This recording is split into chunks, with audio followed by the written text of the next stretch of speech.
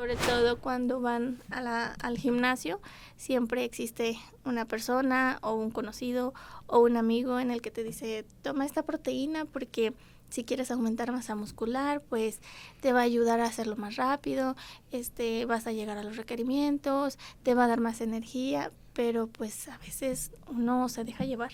Realmente se deja llevar por este tipo de recomendaciones porque ya lo vemos que él está fornido, que él está bien trabajado, pero no, o sea, a veces hay personas que llegan al grado de consumir tantos suplementos deportivos que llegan a tener efectos en su presión. Hola, ¿qué tal? Buenas tardes. Yo soy Mariana y pues hoy vamos a un episodio nuevo de nuestro podcast de nutrición, ni peras ni manzanas. Y hoy tenemos una nueva adquisición. Itzel, ¿cómo estás? Bien, gracias. ¿Qué tal? ¿Qué tal? Bienvenida a nuestro podcast. Gracias. Ahora nuestro. Sí, ya es algo nuevo para las dos. Así es. Y pues hoy vamos a tocar un tema sobre suplementación. Vamos a checar fuera del gimnasio cuál es la comparativa entre suplementos deportivos y clínicos. Deportivos y clínicos, así es.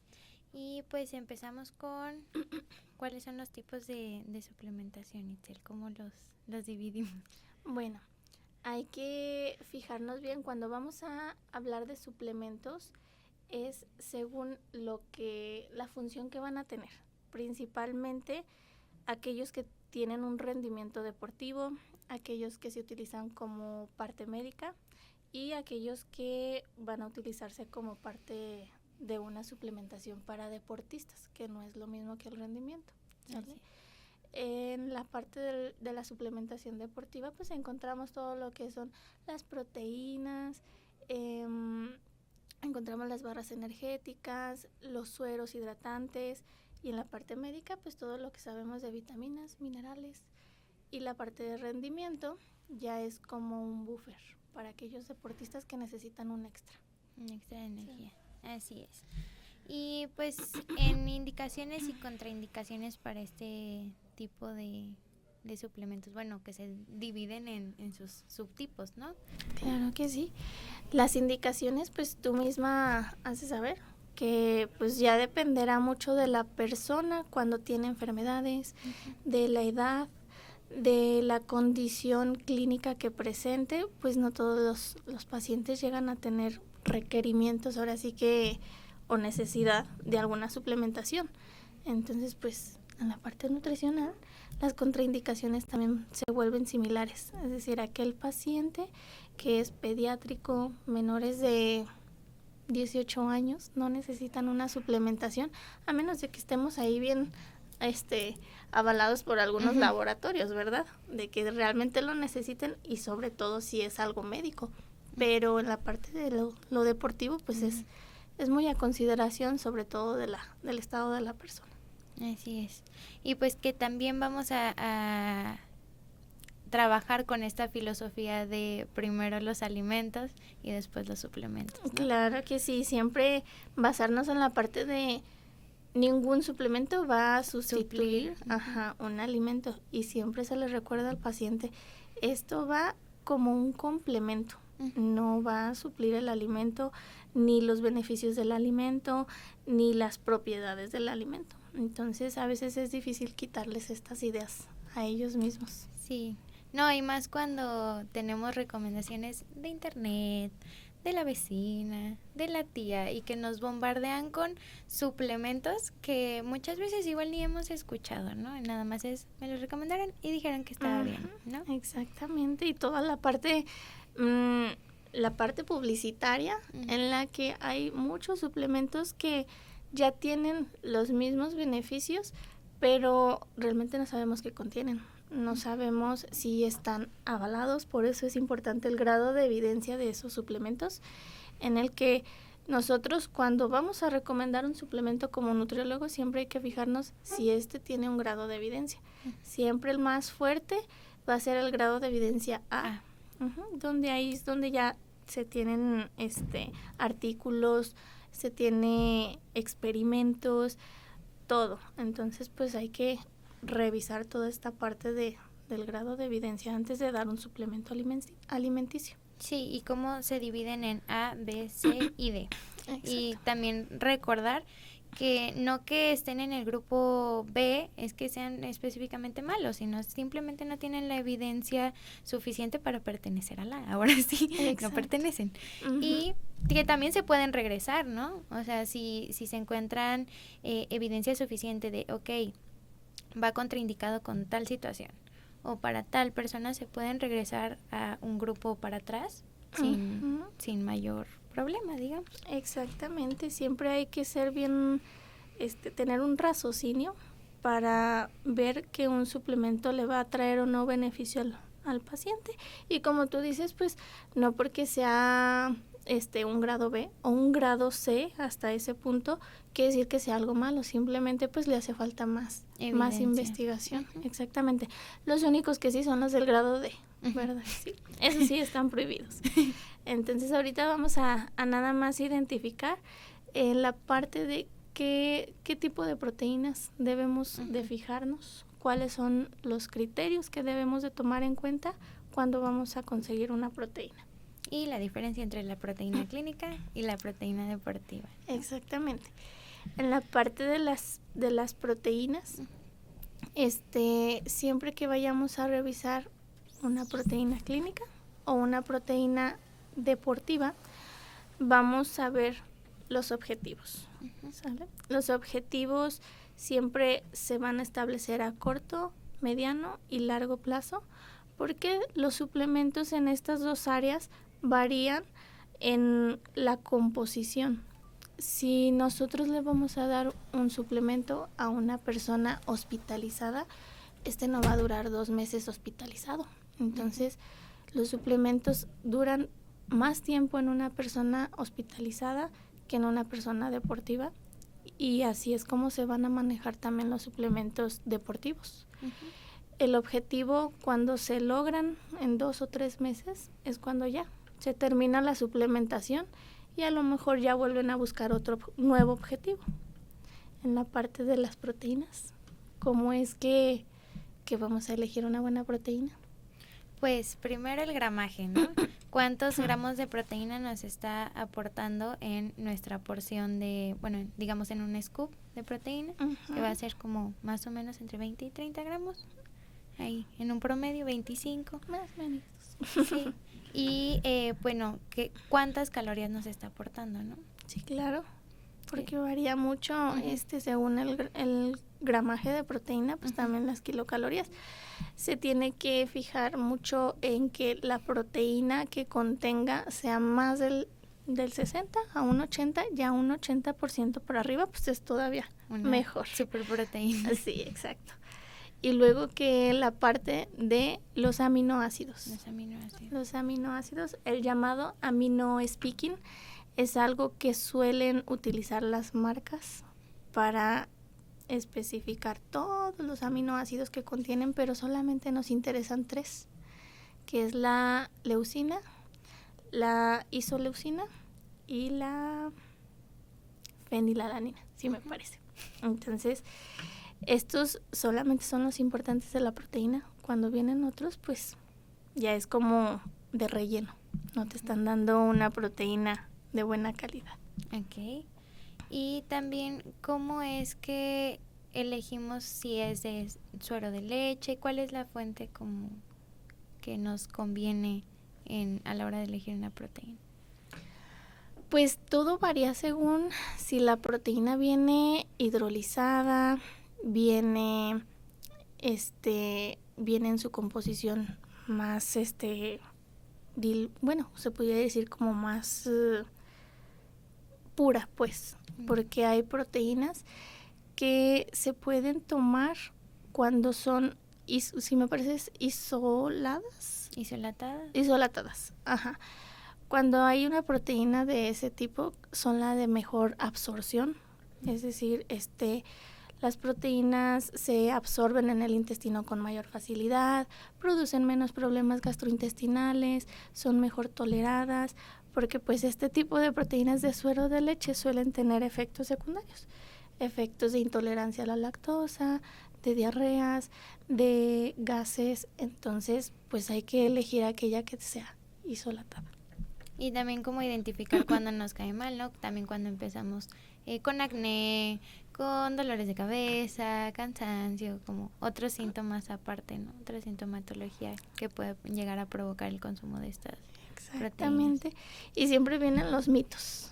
Los mitos de las proteínas, los mitos de los suplementos, lo que la gente recomienda, lo que la gente, según su experiencia, cómo le fue a ellos, que también te lo dicen a ti mismo, ¿sí o no? Sí. Sobre todo cuando van al gimnasio, siempre existe una persona o un conocido o un amigo en el que te dice, toma esta proteína porque si quieres aumentar masa muscular, pues te va a ayudar a hacerlo más rápido, vas a llegar a los requerimientos, te va a dar más energía, pero pues a veces uno se deja llevar. Realmente se deja llevar por este tipo de recomendaciones porque ya lo vemos que él está fornido, que él está bien trabajado, pero no, o sea, a veces hay personas que llegan al grado de consumir tantos suplementos deportivos que llegan a tener efectos en su presión. Pues cuántos casos no hemos escuchado de que tal persona le dio un paro cardíaco en el gimnasio. ¿Por qué? Porque se metió que el óxido nítrico, se metió que la creatina, que se metió tal cosa. El preentreno. La cafeína. Uh-huh. Entonces, pues obviamente el corazón no resiste tanto. Y ahí es donde ya vienen como que la conciencia de recomendar productos que no sabemos pues qué es lo que contienen. Uh-huh. Exactamente. ¿Y cómo es la diferencia o cómo hacemos la diferencia entre una proteína deportiva y una proteína de uso clínico? O sea, ¿en qué momento se indica la de uso clínico y cuál es como su diferenciador? Pues hay que fijarnos primeramente, bueno, la parte que dijimos de los objetivos. Si una persona hospitalizada va a tener unos objetivos diferentes a la persona que es deportista. Pero las condiciones clínicas que se llegan a dar en el hospital, pues no es porque el paciente realmente no coma. Tal vez es porque el paciente está requiriendo más de lo que se le está dando, pues sea un paciente con cáncer, un paciente desnutrido, un paciente con enfermedad renal, quemados, todas estas condiciones, el cuerpo por sí solo pide un extra, pide ya no solamente lo que está comiendo, o sea, él a fuerzas necesita y está pidiendo que le den más nutrientes para poder reparar o para poder seguir con la enfermedad. Y entonces la proteína deportiva no nos va a ayudar en eso, o sea, la proteína deportiva nomás va a ser como de que, bueno, es como si te estuvieras comiendo un pedacito de pollo, pero pues obviamente la proteína clínica ya viene siendo el Alitec, sí me parece que así se llama. Hay suplementos que son como el Casec, que es el caseinato de calcio, hay otros que son Proteinex, hay otros que son sin carbohidratos. Entonces todos estos suplementos tienen beneficios tanto como inmunológicos como la glutamina, que nos ayuda a que sean mejor tolerados en la parte del hospitalaria. Entonces, una proteína de suero de leche en un paciente hospitalizado, pues imagínate, de por sí el paciente está todo mal, desnutrido, y le damos un suero de leche, pues le vamos a cocinar una diarrea y peor nutrido va a estar. Entonces, pues esas son las condiciones que debemos de valorar, que la composición es diferente. Uh-huh. Sí, y que no se entregan en las mismas presentaciones, sobre todo, ¿no? Por ejemplo, el caseinato de calcio, que se puede mezclar en calditos, en las gelatinas, y así ya le agregas ese aporte extra de proteínas prácticamente sin que se sientan, ¿no? Uh-huh. Y lo hace aún más fácil, pues es más palatable y es pues más sencillo que justamente los pacientes tengan como esa disposición quizá a consumirlo en vez de estar comiendo 300 kilos de carne diario. Exacto. Y ahí como nutriólogas, fíjate que a nosotros nos toca la parte de darles más recetas, de darles más apertura o más opciones o alternativas a los pacientes de que puedan introducir los suplementos sin necesidad de que les tengan un sabor diferente de los alimentos, de que ya lo rechazaron, de que les causó diarrea, pero me lo dejaron porque pues ya no lo quisieron tomar, les aburrió el sabor, y no, pues ahí ya nosotros en la parte de nutrición es, ok, bueno, entonces se puede consumir una gelatina y ahí le agregamos el suplemento, unas paletas de hielo y ahí le agregamos el suplemento. O sea, la idea con ellos es que pues no se sienta como un suplemento. Y en cambio acá en la otra parte es que ellos necesitan ver el suplemento para realmente ver si están tomando o logrando los objetivos que quieren. Entonces, pues bueno, estas dos partes están muy distantes, pero pues tienen algo en común, que es la suplementación, pero pues ahí sí hay que orientarse muy bien para saber qué recomendar. Y ok, ya pasando un poco como a los mitos que hay, es como siempre esta tradición o un poco impuesta, como de si vas al gimnasio te tienes que llevar tu shaker, ¿no? Siempre, sí. Y si no lo llevas, pues ya quedaste mal como gym rat.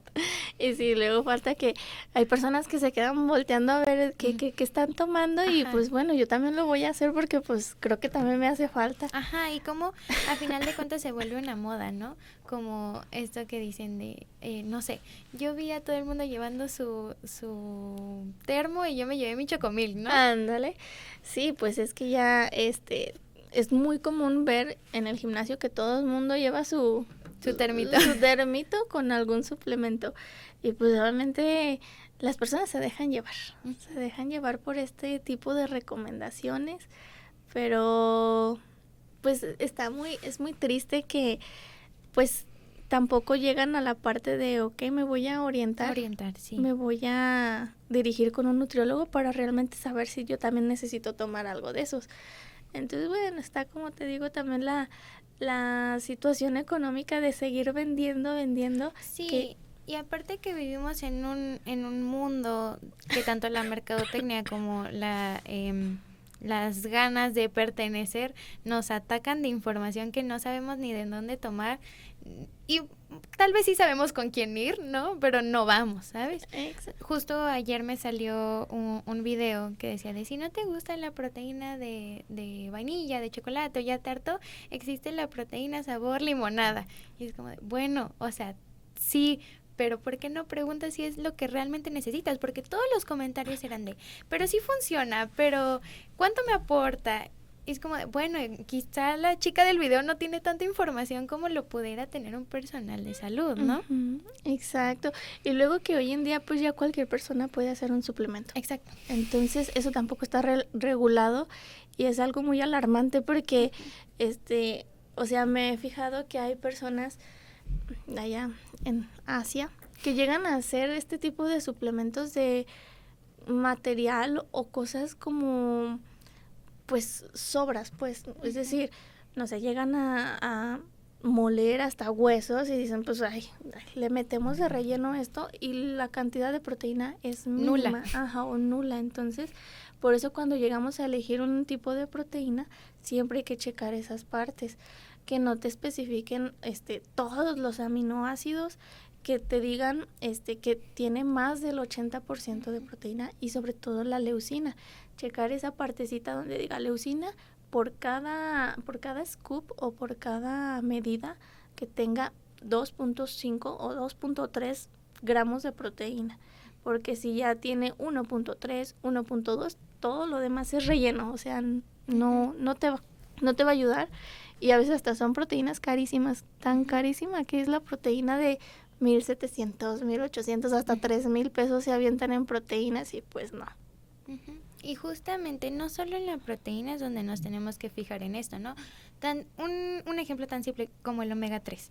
O sea, uh-huh, el tipo de envase que tiene que tener, que muchas veces esa es información que no lo sabemos, que tiene que ser un color como un poquito más ámbar para que no se oxide y su función sea la correcta, o que no sea una dosis de 6 cápsulas. Exacto, siempre revisar el contenido del omega 3, el envase y realmente dónde lo están comprando.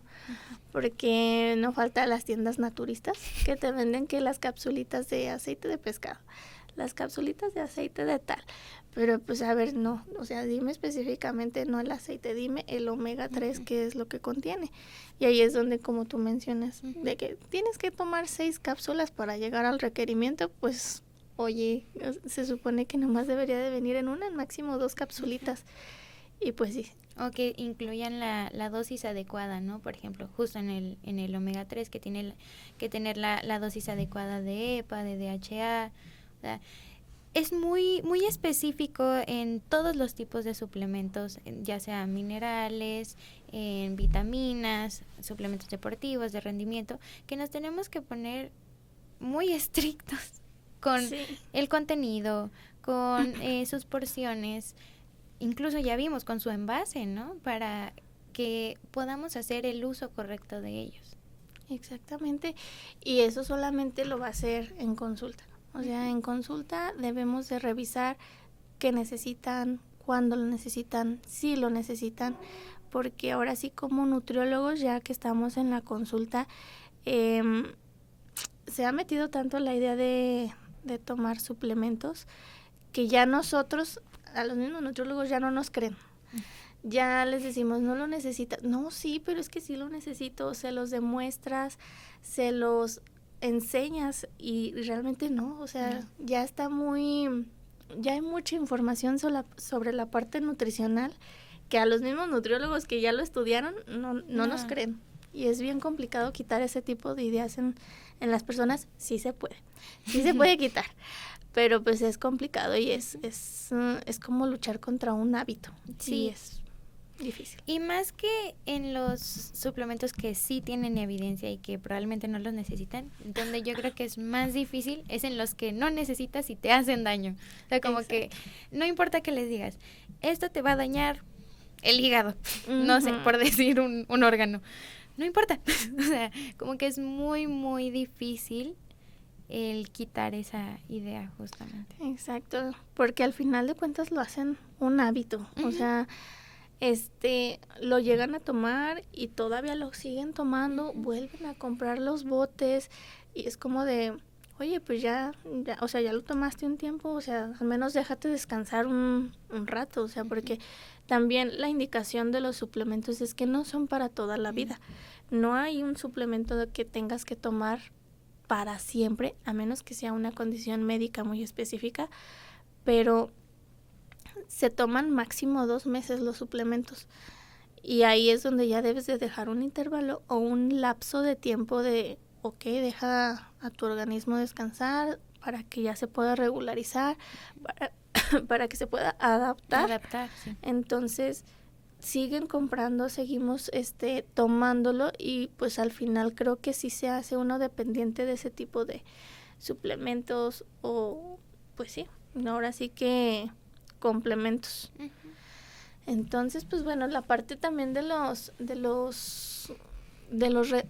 suplementos de rendimiento deportivo, hay uno en específico que me llama mucho la atención, que bueno, son 2 que son naturales y eso sí los podemos tomar, que es el café y la remolacha o el betabel que conocemos.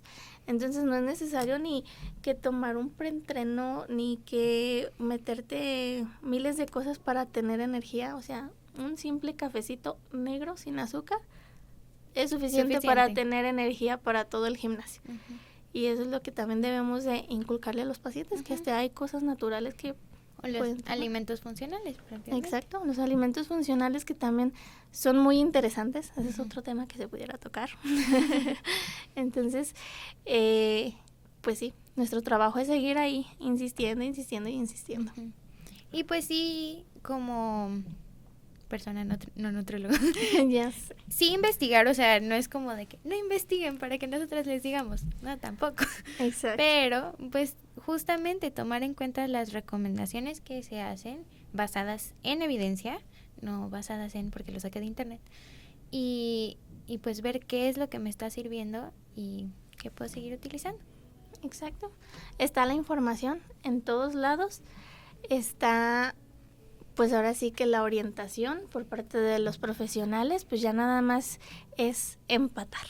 O sea, conectar con las personas y que las personas nos busquen. Así es. Y pues, ¿alguna conclusión que quieres hacer? Pues hasta ahorita esa sería mi conclusión, de que los profesionales de la salud estamos a la disposición de orientar, de llevar a casa información basada en evidencia, y de que sobre todo pues también se abra un caminito más para que los pacientes puedan llegar a la nutrición sin ser forzados. Así es. Pues muchas gracias, Itzel. Y pues muchas gracias, Marianita. Al podcast. Gracias. Y pues ya nos estaremos viendo el siguiente episodio. En 15 días. Vamos a hablar de sarcopenia.